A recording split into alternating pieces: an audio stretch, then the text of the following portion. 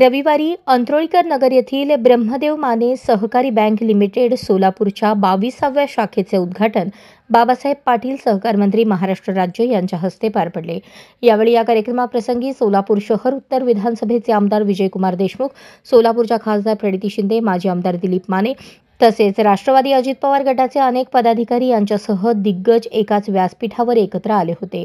यावेळी बाबासाहेब पाटील यांनी ब्रह्मदेवदादा माने यांनी त्यावेळेस पाहिलेले स्वप्न, सहकारी चळवळ याबद्दलची आपुलकी, आपल्या राज्याला प्रगतीकडे नेण्यासाठी सहकार चळवळ आपल्याला फायदेशीर ठरली आहे। सहकार आणि शिक्षण या दोन्ही गोष्टीच माणसाला प्रगतीकडे नेतात असे ते म्हणाले।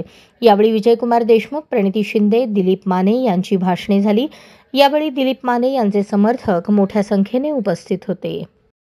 ब्रह्मदेवदादा माने सहकारी लिमिटेड बँक सोलापूर 22व्या शाखेच्या कार्यक्रमाला उपस्थित असलेल्या आमच्या भगिनी खासदार प्रणिती शिंदे, आमदार विजयकुमारजी देशमुख साहेब,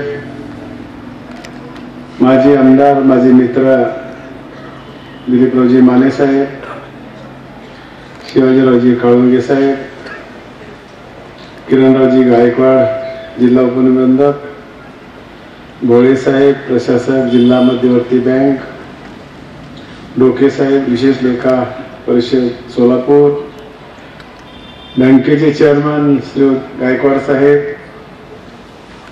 राष्ट्रवादी काँग्रेस पक्षाचे शहराचे अध्यक्ष श्री पवार, बँकेचे सर्व संचालक मंडळ, बँकेचे एमडी श्री कुलकर्णी साहेब, पत्रकार मित्र, उपस्थित असलेले सर्व सभासद बंधूंनो, भगिनींनो, मोठ्या संख्येने उपस्थित असलेल्या माझ्या भगिनी